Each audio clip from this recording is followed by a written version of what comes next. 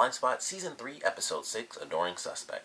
This is a pretty cool episode. We have the team working together with an actor, at least a little bit. He was there in the beginning, and he was there pretty much throughout the episode, but there are parts where he kind of just, disappears because he's not an agent. So it's just like, let's not have this guy get killed or shot like he does at the end of the episode. But the team ends up working on this case because Roman decided he wants them to work on the case. They have a pretty cool reference in the beginning of the episode when he does call Kurt and he says, he promised not to tell about, or what he said wasn't about Jane's daughter, it was about Berlin. So that makes it seem like there's something very specific to Berlin. So I was curious about that little bit of dialogue that they threw in there, because Kurt assumed, he was like, you said you wouldn't talk about Jane's daughter, because it's like, that's what happened for him, that's what Berlin was. And then Roman's like, no, I said I didn't say I wouldn't talk about her, I said I wouldn't talk about Berlin. So I don't know what that means. It could just be him, just semantics, but it could mean that there's actually something else there. But I thought that was cool. It was like a tiny little thing. If it amounts to something, it could just be him, kind of messing with his head. But I thought it was really cool. I was like, okay, this is a simple way to start things off. Of course, the actual beginning of the episode is a bit of a time skip where, the actor that they end up working with, he's going through the scene and Kurt has to come in like, I'm the new FBI consultant and everything. And of course, that was just to keep an eye on this actor and figure out how he knows this mobster, pretty much. And he ends up saving the guy's life because one of the defibrillators on set was actually turned on. So, the guy almost got killed. And Kurt ends up saving his life. So that's when it's like, oh, I'll bring you in and this will be your way to, kind of learn how to be an actual FBI agent. And then, of course, they take him into the investigation room, just plop the picture down in front of him. And it's like, for him, he didn't realize what was happening. It's like, oh, it's just the guy. And then it's like, they reference the article that he had where it was like, your movies have like hundreds of millions of dollars as far as budgets, and yet they come out looking really crappy. And it's like, you said maybe you should ask the guys, at his parent company. And it was because all the money that was supposedly being funded as the budget for the film was actually being utilized to transport or make, weapons of mass destruction. So it was a pretty genius cover, sending them all over the world to all sorts of random, insane places. And so they get this information, they find out that they have to go through the bookie. We get to see Rich.com throughout this episode. Not only is he like in love with this actor, he's like, I've seen all your movies, even the bad ones, and he's like nerding out like crazy. So he's throughout the episode, which was awesome. He got a flamethrower at the end of the episode, so he just had like a little adventure, and he's telling this whole story, like the fake pitch and everything, which I love that scene where he has to, come up with the ways to get the guy to say the random phrases. So I thought that was really cool, and I love the way they ended it, where Jane had to stop the guy, and it's like, she just has to say like butterscotch. It's like, that's my mantra, and it's not yours, and you just have to wait for him to say it. So I thought that was really, really funny. I like the way they ended that, but they ultimately get exactly what they need. They're going through, they deal, they do what they always do. They find out exactly where the weapons are being held. They get there just a little bit too late, but then they catch up, or I guess technically they weren't too late. They were too late when they got in the actual warehouse, but the trucks hadn't left. So they're able to stop those guys. The actor didn't want to listen, so even though Kurt told him to stay behind, he ends up going in, and naturally he gets shot, but also naturally he doesn't actually die. So everything's good with him. Case is solved, problem solved. They get the bad guys, or they either kill the bad guys or get the bad guys. They get the weapons, and everything's good there. Then we have the other two storylines, which I think lead to the overarching elements of the series. We of course have Roman doing his thing, where he ends up running into the woman that he put the little tracker bracelet on at the auction house. So he learns a little bit about her. I don't know if the point was to learn more about her, like if it's extra information from her that he needs, or if it's just he needs to get closer to her, which obviously he succeeds at. He has the guy kind of fake the whole attack, and so they kiss at the end and everything. So it's like either he needs to just talk to her more, kind of like he did with the other guy, or he legitimately needs to be around her to get access to a specific location, because it's just easier than learning the information and then, killing her and trying to use the information himself. So we still don't exactly know what the plan is there, but he does go through, just like with the other guy, he gets a little bit of extra content from her as far as her father and things like that. And I think he knew that if, the closer he got to her, the more she would reveal about how her father was actually kind of a crappy person. So he knows something's going on there, so I think that's what he's headed for.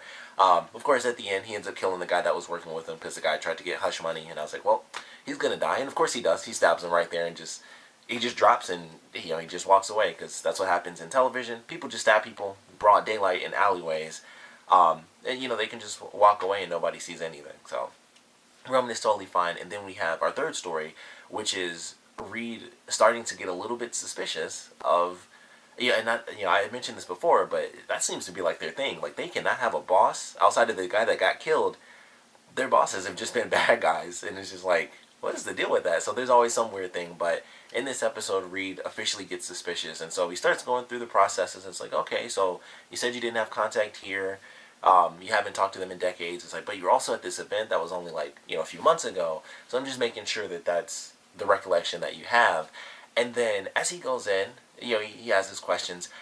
The script kind of turns on him, and we find out that the reason he actually beat the drug test, years ago, I guess, for the show, was actually because the actual test was altered, or just completely faked in his case, because it's either you're on drugs or you're not on drugs, so it's completely faked. And I thought, well, that's very interesting. He wasn't just insanely fortunate.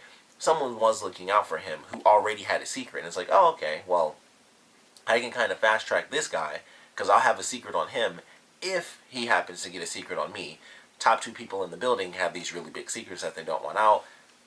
It's like the perfect play. So, of course, he realizes by the end of the episode she is officially Hurst, Hurst, I believe is her name. I really can't remember. But he realizes, like, she's definitely a dirty cop, so he goes to Weller, and then, they do, like, the dramatic door opening, and everybody's been there. They got, like, screens set up and everything, and just a bunch of files and boxes. So they've been working on this for a minute, putting the pieces together, and now he's a part of it, and they need to figure out what in the world is going on with her. Like, what is this big secret that she has that could affect, who knows how many different things, because if it's kind of like the first season, that could be an absolute disaster for them all over again. And then, it's just that same situation. Like, they're almost implicated because they've been working under this person, and it's like, well, who is guilty? Who does know this? Who doesn't know this? So they'd pretty much be going through that whole process. So now they're kind of able to get ahead of the game a little bit, and we'll have to, of course, see exactly how serious things are. But I thought that was a cool way to end out the episode. And naturally, we don't really know where things are headed. Those are like the two main stories with Roman, and not much came of that. And then at the end of this episode, the other storyline, Reed realizes that,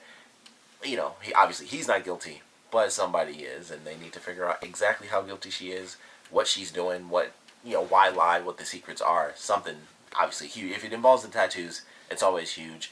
We still haven't seen the guy with one ear. We haven't seen him in a minute since the little reveal, so maybe we won't be seeing him until maybe the mid-season finale. I assume, I think we have 2 more episodes, because they didn't say next week was the mid-season, so it should be the one after that will be our mid-season finale, so we might see the guy with one ear come back. If not in the next 2 episodes, then he'll definitely have to be showing up in the mid-season premiere, or somewhere really close to that, because they did like the epic reveal, and we haven't seen him once, since then. So he's going to make a comeback. He's somehow involved in all this madness. We have a murder. The person at the top, she's somehow involved with it, and just all these crazy little intricate issues that they're always dealing with, but now once again they're dealing with it from their boss. So I'm looking forward to how that's going to play out. But overall, I thought this was a pretty good episode. Rich being in it is always funny, so that definitely helped the episode itself. But all in all, it was definitely entertaining.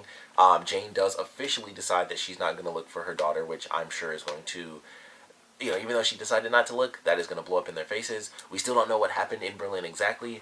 I think one of my theories last time was that maybe her daughter is actually dead, and Weller doesn't want to say, I found your daughter, plus I couldn't save her life, or something crazy like that. But it's just interesting. You have this, like I said, there has to have been something big there as to why this young girl who was looking for her mother ran into someone who was looking for her mother, and then they somehow didn't stick together. Something had to have happened there.